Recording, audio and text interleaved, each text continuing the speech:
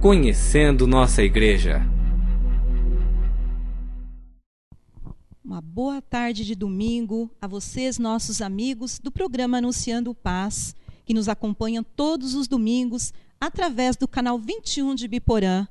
É com grande alegria que eu estou aqui novamente com vocês com o quadro Conhecendo Nossa Igreja, que é feito com muito carinho pela Pascom, para que você, aí em seu lar, possa conhecer um pouco mais dos trabalhos da nossa igreja, através de todas as pastorais. E hoje nós estamos aqui para falar sobre um movimento, um ministério de trabalho bem antigo. São os ministros extraordinários da comunhão. E para falar conosco está aqui o Helder, que é o coordenador geral daqui de Biporã, e o Leonildo, que além de ser sacristão da nossa igreja, que todos o conhecem, também é coordenador regional desse ministério. Uma boa tarde a vocês, sejam todos bem-vindos. Boa tarde, telespectadores. É com muita satisfação que estamos aqui hoje para falar sobre esse ministério da Sagrada Comunhão. É com grande alegria que estamos aqui participando desse programa Anunciando Paz, desse quadro Conhecendo a Vossa Igreja. Estamos aqui para dar a nossa contribuição, falar um pouco do nosso trabalho na nossa paróquia. Então tá, Helder, para começar, ministro extraordinário da comunhão. Tire dúvidas minha e do povo também que nos assiste. Por que extraordinário? É muito interessante a gente esclarecer sobre isso, sobre o que é ministro extraordinário. Antigamente a gente falava muito sobre o ministro da Eucaristia. E há uma confusão muito grande sobre o que é ministro da Eucaristia e o ministro extraordinário da Sagrada Comunhão, como é o nome correto da função que a gente exerce. Mas, primeiramente, eu gostaria de falar um pouco sobre ministério. A gente sabe, nós cristãos, nós católicos, que ministério se traduz na palavra serviço. Todo ministério é um serviço. A igreja, então, vendo essa necessidade que o povo, que o leigo tem do serviço, instituiu esses ministérios, deixou ordenado esses ministérios. De que forma? Primeiramente, existe um ministério reconhecido. Você sabia disso? Primeiro, existe um ministério reconhecido. O que é um ministério reconhecido? Aquele que é um serviço prestado por leigos, que não independe de uma instituição da igreja, independe de um rito da igreja. Por exemplo, os leitores vêm fazer a leitura. São ministros reconhecidos. A equipe litúrgica também. Então, e tem depois os ministros confiados, que é o caso nosso, o ministro extraordinário da Sagrada Comunhão. Esses ministros confiados já recebem um rito, já tem um rito de investidura, um rito de instituição, um rito de fazer com que essas pessoas, esse grupo, assumam um trabalho. E tem os ministros instituídos, que são os ministros, o ministro leitor e o acólito, que a gente não pode confundir com os leitores e os acólitos que a gente tem na igreja. Que são, na realidade, os leitores são os ministros reconhecidos e os acólitos nossos são os coroinhas. Porque o acolitato e o leitorato é um ministério instituído. E depois existe um ministério ordenado, que são os diáconos, os padres e os bispos. A estes, sim, que são confiados a distribuição da Sagrada Comunhão, da Eucaristia. Então, eles são os ministros da Eucaristia, o diácono, o padre e o bispo. A igreja, por necessidade do aumento de fiéis, da participação dos fiéis na Eucaristia, na Santa Missa, nas celebrações, deixou aberto, não aberto, mas concedeu aos leigos que eles também pudessem distribuir a Eucaristia. Mas quando? Na falta do padre, quando há muitos fiéis, e isso vai demorar muito, a procissão da comunhão demoraria muito, atrapalharia a Santa Missa, e também nos lugares onde que o sacerdote, onde os ministros ordenados não podem chegar. Então há necessidade que esse povo fiel, esse povo cristão, esse povo católico, receba a Eucaristia. É importante, é o alimento da nossa alma, do nosso espírito, é o alimento do corpo também. Então, vendo essa necessidade, abriu-se para que os leigos levassem a Eucaristia para essas pessoas onde é de difícil acesso para o padre, através da celebração da palavra. Então, esse leigo, que é um ministério confiado, recebe essa instituição para que leve a Eucaristia para as pessoas que não têm condição de vir até a missa por dificuldade. E também para os doentes, né? E por isso que é chamado extraordinário. Por que extraordinário? Né? A gente começou a explicar e não terminou falando do extraordinário. Porque extraordinário está fora da ordem. Extraordinário, fora da ordem, não é um ministro ordenado. E que quer dizer também o quê? Que essa autorização que a igreja deu aos leigos de distribuir a Eucaristia pode ser revogada? Pode. Então pode ser que volte somente aos padres, os bispos diáconos distribuir a Eucaristia? Pode. Não acredito que isso vai acontecer, né? Claro que não, porque o serviço que os ministros leigos oferecem à igreja é de grande valor. Mas isso é por isso que é extraordinário, porque é por um tempo. Então não é para sempre. A igreja deixa aberto. É extraordinário. Você tirou uma dúvida muito grande minha e do pessoal que está em casa nos assistindo também. E, Helder, além de distribuir a comunhão na Santa Missa, o que mais pode fazer um ministro? A função principal do ministro extraordinário da Sagrada Comunhão é levar a Eucaristia aos doentes e aquelas pessoas que, por motivo de idade ou de uma doença, não podem mais frequentar a Santa Missa. Então, o ministro, na realidade, seria os pés, as mãos e a boca de Jesus, visitando esse doente lá na casa dele, ou essa pessoa que está impedida, por algum motivo, de vir participar da missa. E também de fazer a celebração da palavra. A gente falava antigamente celebração do Santo Culto, mas é a celebração da palavra de Deus. Como eu falei no começo, levar a Eucaristia às comunidades que é de difícil acesso para o padre, que demora para o padre ir até lá, ele faz a celebração da palavra e distribui a Eucaristia naquela celebração. Também, se não me engano, vocês podem fazer a bênção de um corpo também, né?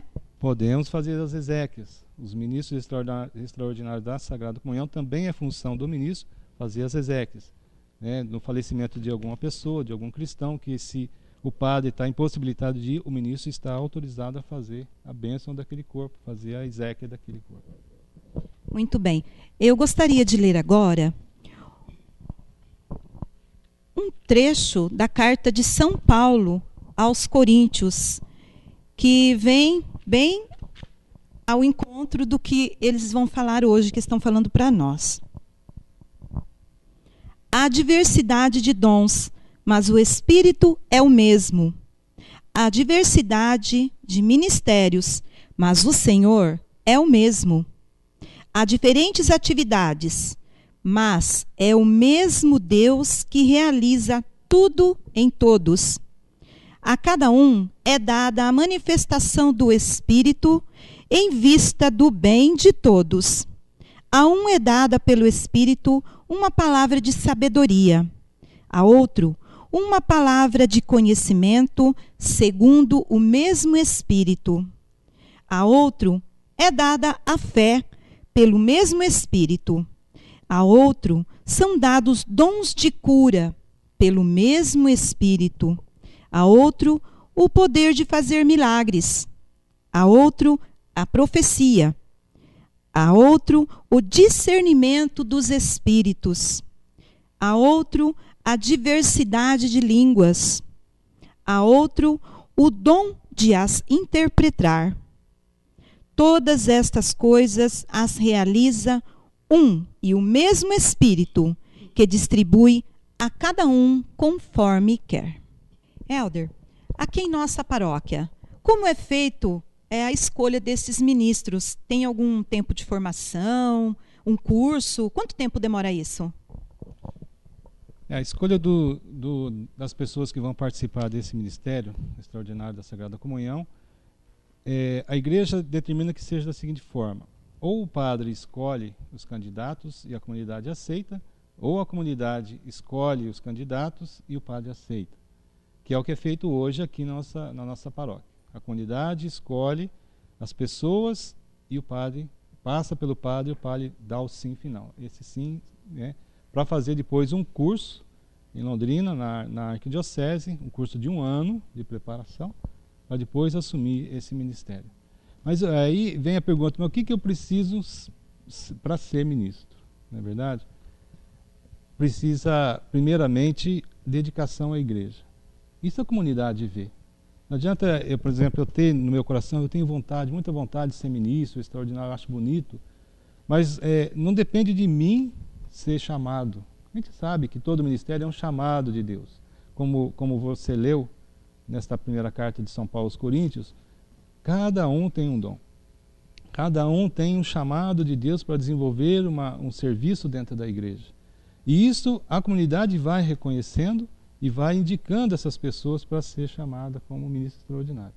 E depois vai fazer um curso de preparação durante 1 ano, é investido o ministro dentro da celebração da Santa Missa, aí ele passa a atuar ou na comunidade dele, ou ele passa a atuar aqui na matriz, né, ou nas capelas, e tem também, toda uma vez por mês, uma formação nossa, dos ministros. Tem uma formação que a gente tem uma reunião onde é feita a formação, onde é dado instruções, onde é acertada alguma coisa, alguma situação, e isso é uma vez por mês. E também tem, esse ano começou, a adoração, uma formação espiritual, a adoração ao Santíssimo Sacramento, uma vez por mês, aos domingos.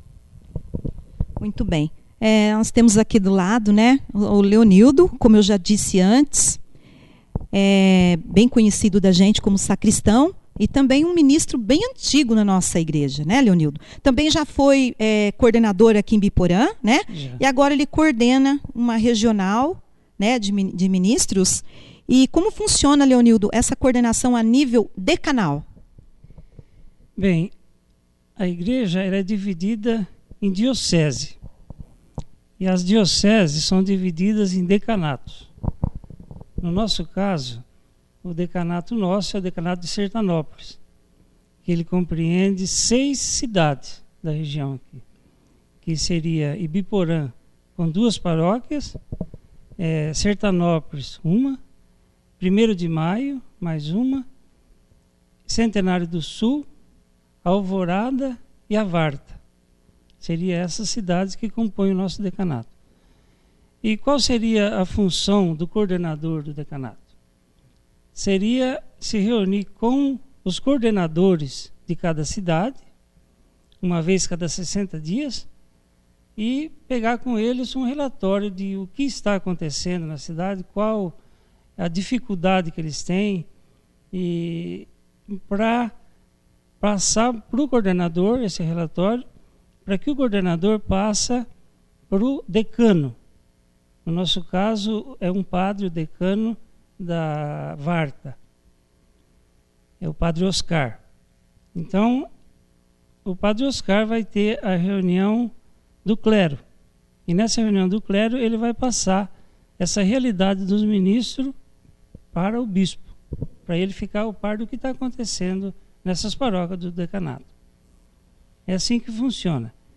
Eu fui coordenador por 2 anos do decanato, estou deixando agora, e o próximo coordenador vai tomar posse em janeiro, que também é da Varta, por sinal.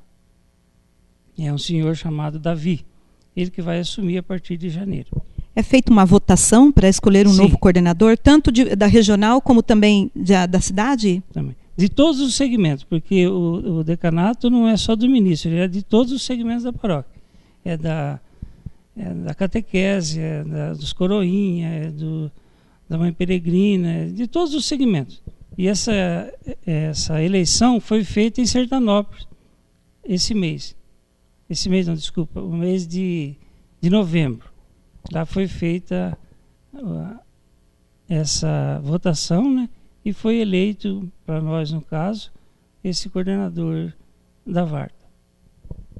Você, ou o Helder, poderia nos dizer quantos ministros nós temos na nossa cidade, das 2 paróquias? Da paróquia Nossa Senhora da Paz, são em torno de 105 ministros, né? 105 ministros da Nossa Senhora da Paz. Agora, entre todo o decanato, aproximadamente 330 ministros.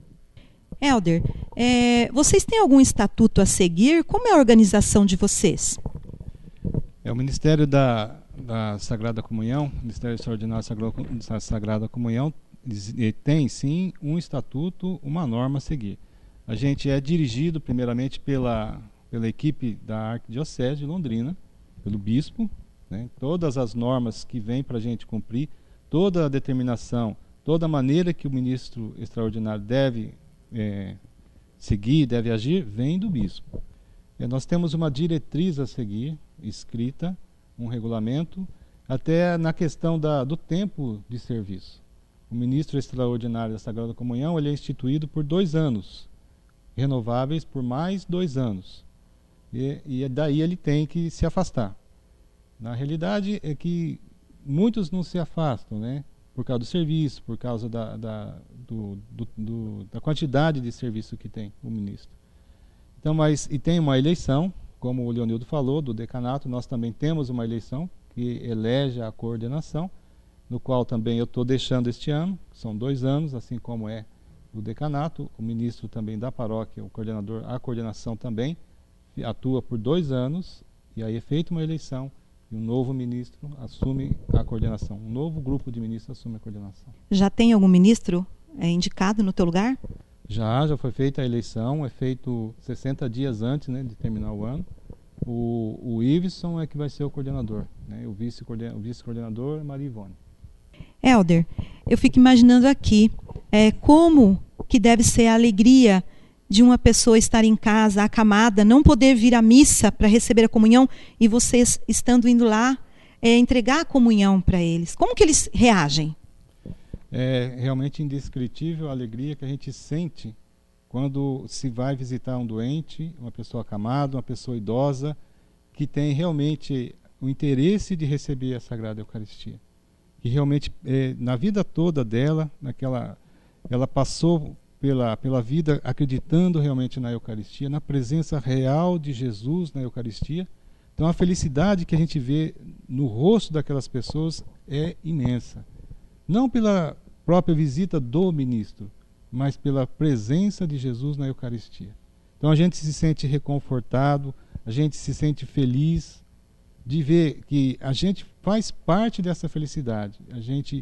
Que Deus usa o nosso corpo, os nossos pés, como eu já falei, a nossa mão, para levar essa felicidade àquela pessoa. Leonildo, se os nossos ouvintes agora estão em casa e tem alguma pessoa que não pode vir até a igreja e gostaria de fazer uma confissão e depois receber a Eucaristia, o que eles poderiam estar fazendo?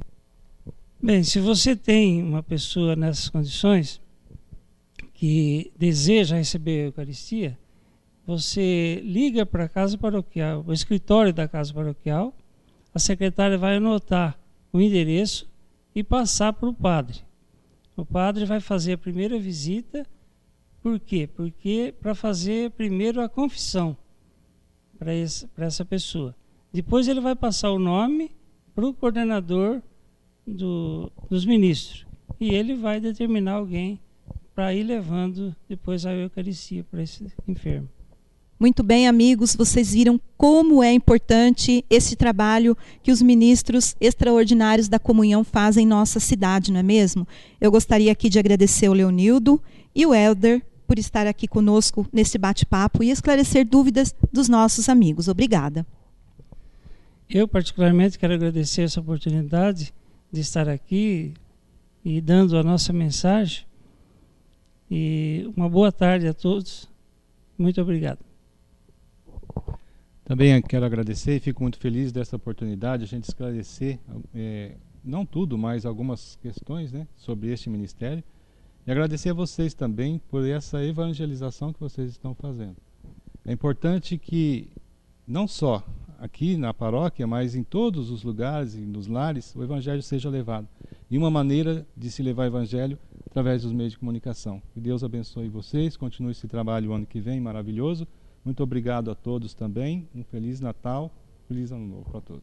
E a vocês, amigos, também, antes de mais nada, desejo um Feliz Natal, um ótimo Ano Novo, né? Creio que estejamos ano que vem juntos de novo, né?